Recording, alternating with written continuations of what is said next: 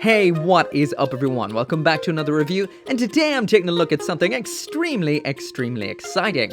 This is the new Perfect Grade Gundam RX-78-2, but this is no standard Perfect Grade kit.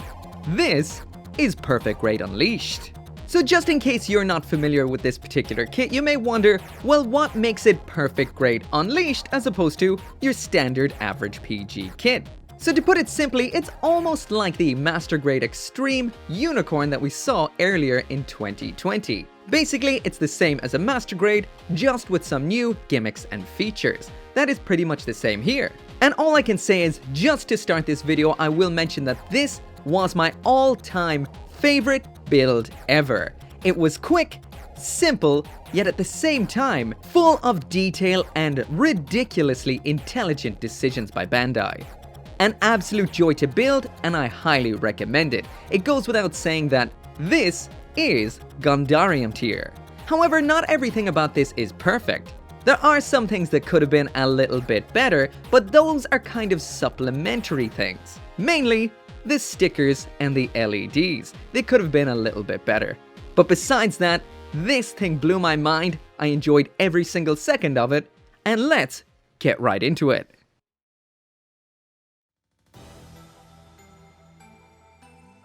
So first off, we're going to talk about that box. I've said it once before and I'll say it again. When there's a handle on top of your gunpla box, that means you've got yourself one serious Gundam. So the first thing that struck me as odd about this box is it is a lot smaller than I had anticipated. The last few Perfect Grade Gundams came in huge boxes, but then again this is the RX-78-2, which is a fairly basic mobile suit. On the back it does show 5 phases, even though you never really build phase 1, it's just a bit of an example of the real grade type frame this kit has. That is only in the arms and the legs, by the way. We've got 2 different LEDs in this kit. One is up in the head, that is multicolored, shines through the eyes and the chest, and we also have one for the beam saber. We also have some unique new additions to this kit, including metal parts, etched metal stickers, and some 3-dimensional metallic stickers. The multi-layered structure of this kit means we've got a whole lot of internal detail, the likes I have never seen before. This kit also includes a fully transformable core fighter. So as you can see, this box boasts to be one of the most awesome plastic model kits of all time, so let's get it out of the box. On opening the box, there is a lot of plastic in here. Once again, not quite as much as I would expect with a Perfect Grade kit, but we do have a load of unique extras and a lot of runners with various metallic finishes. I won't deny that straight away I was disappointed by the style of stickers in here. These are like what you would see with a real grade. I was hoping with something this premium you would get water slides, but what can you do?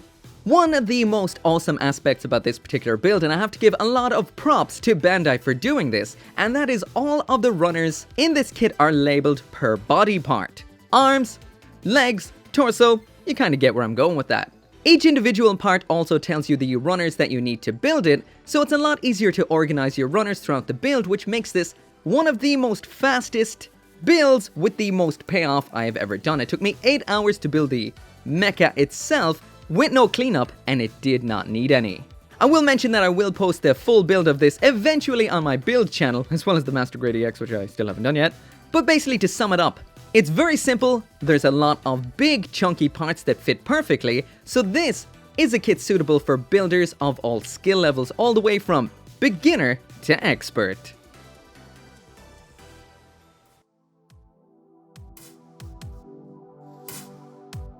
Like I mentioned already, the build of this kit is phenomenal.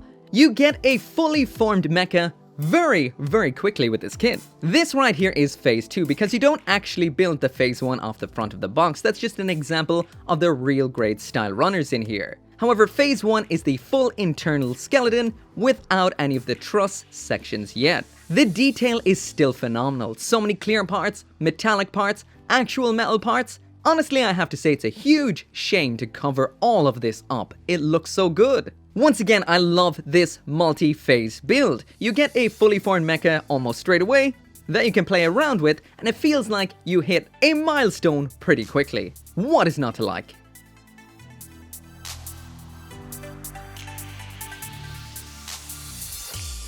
Entering into Phase 3, and much like Phase 2, this is just the full internal skeleton, but now we've got all of that extra added metallic detailing, which is all the truss parts, as well as a lot of the parts which will eventually be the opening hatches of this kit. Once again, the internal structure of this kit is off the charts. If you're a lover of full inner frames, you will adore this kit, and you might want two. One for with the armor, one for without. Again, this right here is like an island in the ocean of this build. You've got something to play around with, looks cool. Again, I adore this multi-phase build.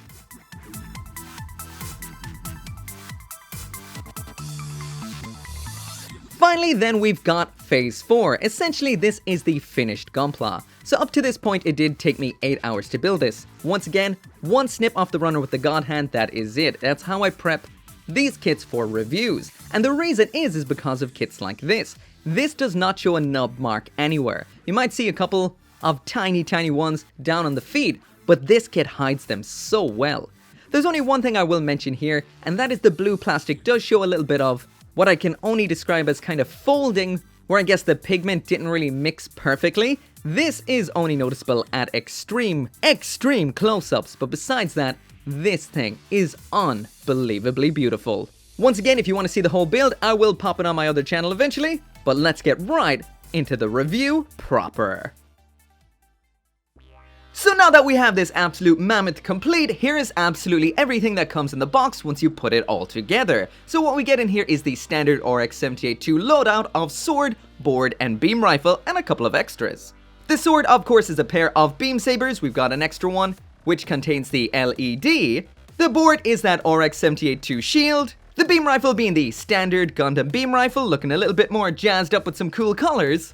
And the other extras we have in here is a bunch of different fixed pose hands, the fully transformable core fighter, as well as a base adapter, a pair of pilot figures, which is a 1/60th scale Amuro-Ray, and Sailor Mass. Finally, we've got this little bit here, which is just for testing the LEDs, but I threw it up here as well, just in case you're curious.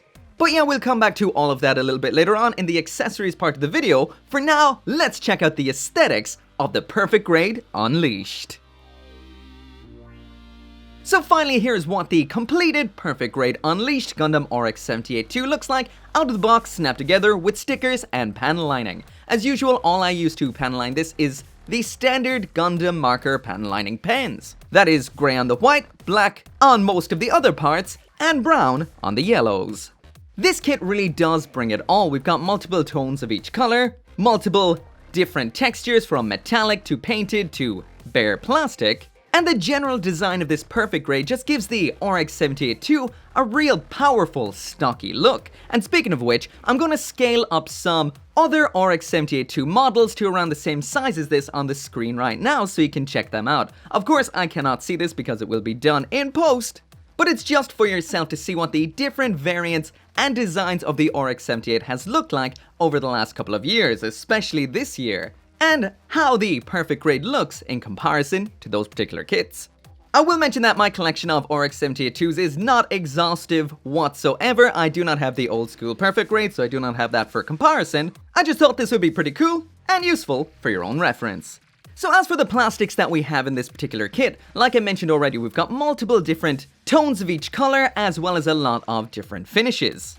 As far as I can see on here, we've got two different tones of white. That is a pure pristine white and a slightly grayish off-white. As for the blue on this kit, we've got two different tones, what I can only call the standard Gundam blue and a slightly darker variant. The same goes with the yellow. We've got two shades in here, that is pure yellow, and a slightly darker variant yet again, which sets off the brighter color, like you can see, side by side here on the front skirting. Two tones of red, that is a standard red, a slightly darker variant of the same red, like you can see here on the torso, as well as the feet.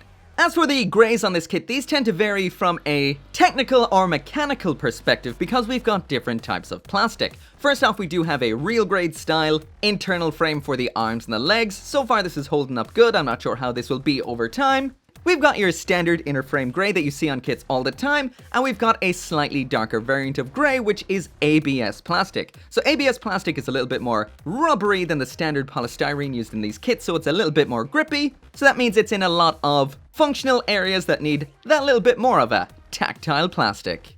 Next up, and throwing a nice little bit of variation to its visual beauty, are the metallic colors. So first off, we've got one particular silver in here, which is actual metallic injection plastic. We've only got the one of these, and that's in a lot of the truss sections of the inner frame. Next up then, we've got a silver coated variant of the silver. This is also on a lot of the truss sections, as well as a lot of the parts that come through onto the surface, which look fantastic, by the way. You can see these popping up a lot on the torso. As well as the silver coated, we've also got some gold coated in here. You can see these on the elbows, the knees, and some of the pistons. Once again, this is a beautiful shade of gold and matches very well to the actual metal Vulcans. So the Vulcans on the Gundam here are metal. And speaking of the other actual fully metal parts on this kit, we've got some in the inner parts of the forearms, which are magnetic, and the verniers round back are also made out of metal and look and feel fantastic. Finally, the last metallic color of plastic we have in here is the chromed out parts. Now this particular kind of plastic I've never been the biggest fan of because the plastic itself is brittle. I think it's so the chrome can stick to it, so it can break quite easily, and the chrome itself tends to obscure detail, but it's used very subtly in this kit, very tastefully, so it works out quite well. We can see this mainly on the elbows and on the fingers. We've got a very dark navy blue in here. This is mainly on the backpack as well as the rear section of the hands. And finally then we've got some nice clear parts. We've got colorless clear on a lot of the cockpit sections. It's also used for most of the light piping throughout the kit. We've also got red plastic, which you can see inside of the head cameras, as well as inside of the verniers and on the bottoms of the feet. Finally then we've got yellow plastic, and this of course is in the eyes. The effect of all these different textures and colors is fantastic. But that's not all we have going on here. We also have some stickers, so let's talk about those. So with this kit we get 4 different types of stickers. That's standard gunpla style foil stickers, some decals that are more akin to real grade stickers than anything else, these absolutely awesome metallic stickers, and finally we've got stickers which are actual metal etched parts, which look phenomenal. So first up are the standard foil stickers. So the ones that I've used there actually play a functional role in the light piping, just reflecting and blocking the light, that is all. As for the other ones, those would cover up the head, cameras, and the eyes, so I did not use them, but they are an option. Next up in here are the decals, and I have to say, for me, these are a massive disappointment. This is a premium kit and marketed as an extremely premium kit. This really should have come with water slide decals. These kind of stickers here are more like what you would see with a real grade kit. They're okay, not great, and they are the type that have very prominent edges. So I've used the vast majority of these, but you may have noticed up till this point that I did not use too many on the torso. That is because on the blue they show up ridiculously obviously. On the white not so bad, on the red they do show up a little bit. They're pretty good on the yellow too, but on the blue they are very, very obvious, and the same goes with the grey. From a distance, these do look really cool. I'm already getting a little bit of peeling up on the shoulder, and they can be a little bit hard to align. Of course, if you did not know, there is a bit of a hack that you can do where you use a little bit of soapy water to make sure you can line these up, slide them around to get them just right before drying them out. I didn't actually do this, and they're still kind of peeling around the shoulders. Once again, it would have been nicer to see some water slide decals in here, but still, the design of the decals is pretty damn cool. However, I am a little bit confused by the extra attention on the left leg. It's got a bit of a red garter belt. The other one does not. Still wondering what's so special about the left leg. Next up then here we've got this sheet of red and green metallic plastic stickers. And like the name suggests, these are plastic with the sticky back. So these aren't like your standard foil stickers and have a 3-dimensional look that really catches the light. These look phenomenal. They really do add an extra facet of dimension to an already multifaceted looking kit. These really do catch the light and have an almost gemstone style effect without looking too gaudy. These I adore and hope to see more of in future gunpla kits. I will mention I did not use number 1 and 2, which are the largest pair of these. These will cover up the head cameras, which will block the LEDs, but honestly I am considering using them because they look so good. So the last set of stickers we have in here are actual etched metal stickers. So no matter how much metallic paint, chrome paint, metallic injection plastic, etc. that Bandai uses, nothing will ever look like actual metal, except, well, actual metal. And that's what these are. We can see these through the vents in the chest, and especially up on the shoulders. These add another awesome design dimension to this kit, and are extremely eye-catching. So if this kit didn't look awesome enough already, we also have what Bandai calls Phase 5. And this is the biggest number of opening hatches in the history of Gunpla, apparently. So what we have is a whole host of opening maintenance hatches as well as the cockpit hatch. Just like it says here in the manual, these can be opened to reveal the internal mechanical structures, such as the truss frame and heat sinks embedded in the legs for heat dissipation and absorption. So basically all of that awesome detail that was on the inner frame that got covered up by the armor is now visible again. This really does give it a full mechanical feeling. This gives it a real robot, functioning mecha kind of vibe, and I adore this. Once again, for me, the biggest aspect about this and the biggest letdown about this is I cannot decide if I want to display it with these closed or with these open. Both look phenomenal. I will mention that nothing here is loose, nothing here is hard to open either. Well, besides down here on the shin, this is a little awkward at first. What you need to do is grab it at its lowest part, pull out, and that will kind of disconnect it and make it loose so you can open and close it. But besides that, everything's simple, everything's solid, and it looks phenomenal. We also have a 1/60th scale ammo array inside of the cockpit, as well as this little segment that can move up and down. I'm not going to move that up and down, but it can move up and down and goes right in front of his face like a little display. That is pretty cool. So the last aesthetic aspect about this particular kit is we got two different LED units. One is in the head, which functions to power the eyes and the chest lights, and the other one is inside of the beam saber. So with the last two kits, well, full release kits that aren't based on older kits, which was the Perfect Grade Exia and the Perfect Grade Unicorn Gundam, both of those had big stands, which took a bunch of AA batteries for some over-the-top killer light shows. This kit does not have that. This is a freestanding kit with no base, so what we got in here is some batteries. I will mention though I am a little bit let down by the LEDs in this kit because they are a little bit on the weak side and only look good in very low light, unlike those other two kits that I just mentioned. So the first LED unit we have in here is the beam saber. This kit comes including this particular battery, which is a lithium battery, which may affect shipping, by the way. I've never seen one of these before, so I had to Google it. Apparently it's a Japanese style battery for using in fishing lures, believe it or not. This slots into the handle of the beam saber, closes up like this. We have an actual functioning on-off switch on the beam saber, which is so cool. The LED in here is a red LED, which isn't the brightest, but once again does look quite effective. Once again, in low light that is. But I'm a little bit confused as to why they didn't use a super bright white LED and a beam saber that kind of catches the light a little better. The beam that we get in here isn't anything special. This is a perfect grade beam that's been going around since 2020, so it is a 20-year-old beam. So the instructions here do say battery for testing, so maybe it's not the best battery around, maybe you're meant to go out and buy an actual better one, but if that was the case, why bother including one at all? Very, very confusing, this particular beam LED, or the LED in the head for that matter. Odd choices.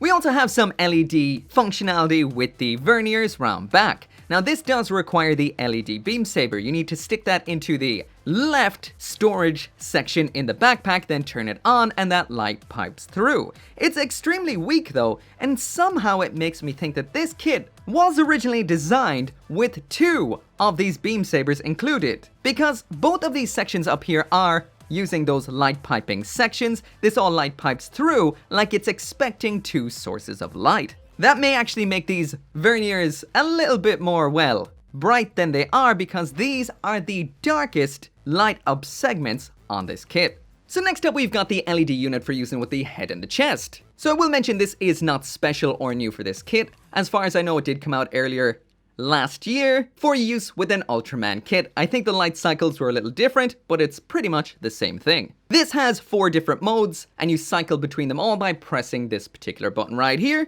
and they're definitely unique looking, to say the least. Attaching this in is incredibly simple. You just pop off the backpack, this back plate, pop off the head, and it just slots in under the head. Simple as this. Then you just do everything in reverse, and your head's back on. So as for the different modes, I will mention first off that the mechanism for turning this on and selecting the modes is a little bit, well, different. You have to jerk out the cockpit section like this really quickly, that's out and in, to turn it on and then to go through each of the modes. If you pull this out for too long, which is anything longer than a quick jerk in and out, it will turn it all off. This is a little bit on the finicky side definitely, and maybe a break risk in the long run. So as for the first mode we have in here, that is one pull, both the chest lights and the eye lights start up in blue, then turn to yellow and eventually pulsate. As for mode 2, which is two pulls, the lights in the eyes turn on in pink, the lights in the chest turn on in pink, both turn off, and then the eyes pulsate in yellow, the chest pulsates in red. Mode 3, that is three pulls, the eyes cycle between pink and yellow, and the chest lights pulsate quickly in red. And finally then, the fourth mode, which, believe it or not, is four pulls, or just one pull after the third. And what we get is the eyes pulsating in yellow, and the lights in the chest changing from green to blue-green, then blue. So one thing you might have heard me say a lot there is pulsate. There is no mode which is just on, which I would have liked. So that's going to lead into the two things I dislike about this particular LED unit. One, the mechanism is not cool. I would have liked a switch on the backpack, like underneath the backpack somewhere. Simple, effective, not going to break, doesn't involve you masturbating the torso of your Gundam. The second is these lights blow. They're so weak, you can barely see them. You need to be in the darkest darkness in order to see these lights. And even at that, there is no just on. I want the eyes just on, the chest just on. Every mode is pulsate. I really feel like these LEDs are a massive downgrade compared to what we saw with the last two fully lit up kits. Sure, they required a base, but hell, this thing doesn't even come with a base. Very odd decision, definitely.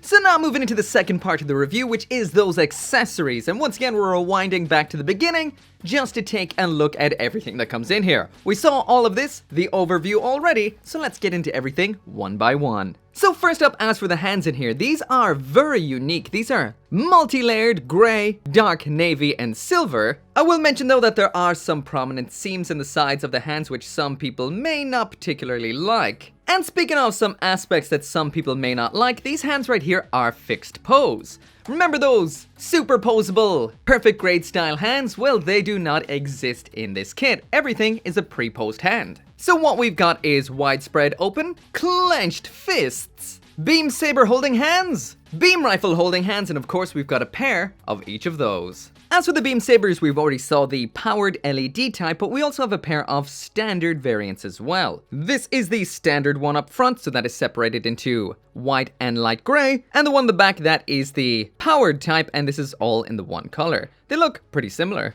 The beams that we've gotten here, these are 20 years old. Basically, kits have been rocking these since 2020, nothing special. The holding hands, for a lack of a better way of saying it, are high-grade style hands, aka the sandwich style hands. That is, you attach the beam saber into the fingers like it's one piece of bread, and then onto the rest of the hand, which is the other bit of bread, and the beam saber itself is the ham. There's a quick example of what one will look like attached into the hand. When these are not in use, as usual, you just pop out the blade, and both of those can be stored up on the backpack. There are 3 in here, so you can only store 2 up there. The other one, you're gonna have to keep somewhere else. So next up in here then, we've got that beam rifle, and Bandai definitely gave this an upgrade. We've got a lot going on here. This is in the same color as the backpack. We've also got some light gray. That multifaceted look is also here too, because we've got metallic gold, chrome silver behind a clear yellow part, and some of those green metallic plastic stickers. Honestly, this looks so good. Attaching this is exactly the same as the beam saber, sandwich style hand, ball joint attachment, but I will mention that I've noticed that this ball joint is a little bit on the loose side, so mine is definitely going to need some tightening up.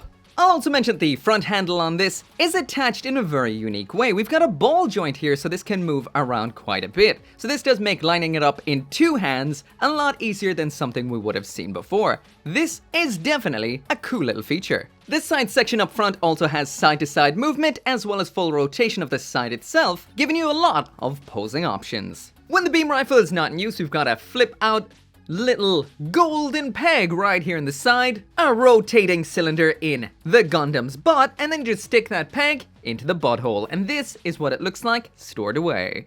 So next up then we have the shield. This is in the same white, red, and yellow as the mobile suit itself. Around back we've got a whole lot going on. That internal structure looks fantastic. As for the moving parts, up top we've got this little window section which you can see through like so. This can close up with a sliding piece for extra protection. That just happens with this little slidey bit. As for the part which attaches to the arm, that can slide down and up ever so slightly. We've got a moving handle down bottom, and this arm section right here has a ton of articulation. So, ball joint here. We then have a whole bunch of hinges just above that, which moves it from here all the way over to there and everything in between. Another point of rotation right here. And the coolest aspect about this is the fact that the attachment point is a big old magnet. So to attach this, you just slide up this segment on the forearm. We've got a little metal section inside for attachment. That whole shield just attaches on as easy as that. Once you get that shield attached, it is extremely easy to line up the bottom handle so it attaches into the hand. I just went with the widespread open hand here just to save a bit of time. But this holds on very well. That's a good magnet. So that will not be falling off on you anytime soon. And the arms are strong enough to hold it up most of the time. So yeah, that's definitely one impressive shield. So next up here we've got a fully color accurate and absolutely awesome core fighter. So once again, this is in all the same colors as the mobile suit itself. I will mention though I have not panlined this or applied the decals, but it still looks fantastic. We've got some opening hatches around back which feature some missiles, an opening cockpit that doesn't seem to like to stay open. Around at the bottom then we've got some closing landing gears up front as well as round back. And also in this kit we get an action base adapter for using this with any action base with a 3mm peg for displaying it in flying poses. If you want to use this inside of the Gundam as the core block, then you just fold the whole thing up like so, kick the pilot into the forward facing position, and just pop it in where the core block was. There's a quick side-by-side comparison of this folded up side by side with the core block. Lastly then in here we've got the 1/60th scale figure of both Amuro Ray and Sailor Mast. Usually I don't say too much about the pilot figures, but these are the nicest looking pair of pilot figures I have ever seen. The attention to detail here, the poses, everything about them, they just look so good. So now moving on to the last part of the review, and that of course is the articulation. And as usual, we're going to be working from the head down. As for the comment on how solid this kit is, I am blown away. Yeah, that's meant to come off. Yeah, that bit's meant to come off. I was messing with the arms there, so I probably loosened it up, so ignore that. But yeah, besides that, this thing is solid as a rock. Let's check out that articulation. As for the head, there it is looking forward, looking all the way up, looking all the way down, side to side. And honestly, I cannot get over how awesome the pistons look in the neck. That is so cool. And of course, the obligatory giggity goo is present. The shoulders on this kit are fantastic. There's them all the way in. They pull out just like so to give you a nice swing to the front. And what makes this even cooler is the fact that the armor round back comes too, so it still looks natural even when it's moved out. It can also swing to the back right here. We've got this flap that opens up like so that arm can move from there to there, and finally up to there. However, the instructions does show it pointing the entire way up, but that is as high as I can get it, which is still impressive. We've got full rotation at that upper arm. The armor at the cuff can flex from there down to there, so it moves with the hand. The wrist is a ball joint, which gives us that full 360-degree spin like that. And we also have a joint inside of the wrist, which allows it to flex forward like so. At the waist, we don't have much but side-to-side rotation. Besides that, all we've got is what seems like it's just an unlocking mechanism to open up the cockpit. But besides that, there's nothing really else going on here. To make up for that, we've got a bit of a mechanism inside the waist, which involves pulling down the butt and the crotch at the same time, just like the instruction says right here. I'm not sure how obvious this will be, but this right here is it all the way down, and there it is, all the way back up to the original point. As for the front skirting armor, it can move from here, flip up like so on a hinge, and it can also rotate outwards to that point in a standard rotatey kind of way. The side skirting armor is the same, exact same hinge up, and that same back to front rotation like this. The butt skirt is exactly the same as the front skirt, and here's an example of its full range of motion up, down, rotate, and back to start. Just like with the rest of the kit, Bandai has gone for the reassuring strength of basic joints. So the waist here is just a standard joint. So with the waist section dropped down, there's the kick all the way up to the front, which is okay. All the way out to the back, which is a little better. And can this thing pull off the splits? It most certainly can. As for the bend at the knee, this is double jointed. There is the full bend of the first joint. That would be the full bend of the second joint, the one further down. And there is a combination of the two. So this is a nice fluid motion that moves the knee armor as it moves. We also have a nice little separating section down here, which looks pretty rad. As for the ankle armor next, there it is all the way up, there it is all the way down. Simple, but effective. And finally now testing that ankle out on the ground. So first up, we're going to bend that all the way forward. That is what we get without lifting the heel off the ground. When we get that toe involved, we get a little bit more, actually a lot a bit more. So still toe on the ground. Next up then, there it is all the way out to the back. We actually need to pull out this little segment here for this to work out.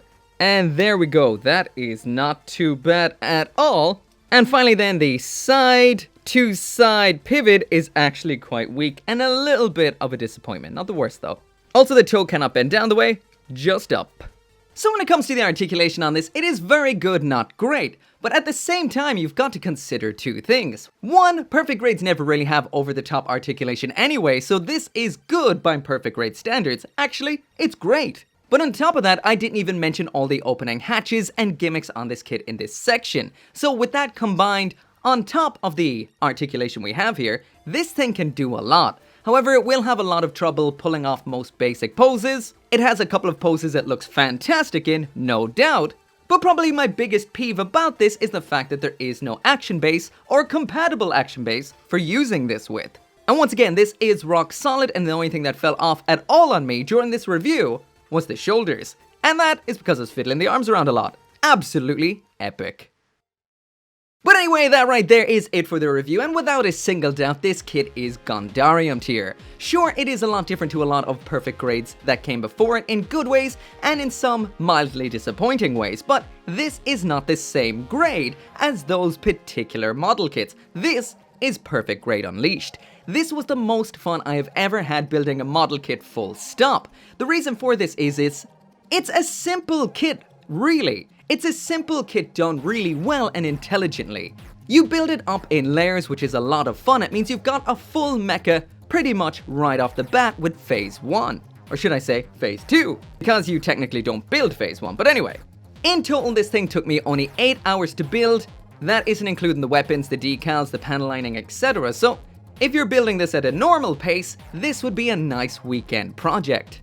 If you're going to put a whole lot of time into it, then maybe a little bit longer than that, but you don't need to. This thing requires zero cleanup. I repeat, zero cleanup. Honestly, I cannot recommend this enough. It does have a couple of not so great aspects. Number one, of course, being the LEDs. I say wire up your own set of high power LEDs because the ones in here are just weak. The decals aren't great, but they're definitely passable. So on the whole, once again, Gundarium tier, the most fun I've ever had building a model kit, and without a single doubt, my favorite perfect grade to date. A bunch of lights on a base does not make up for something looking this cool, being this layered, because this right here is Gunpla unleashed. Anyway, as always, thank you so much for watching. Make sure to come back for more Gunpla reviews, and I will see you next time.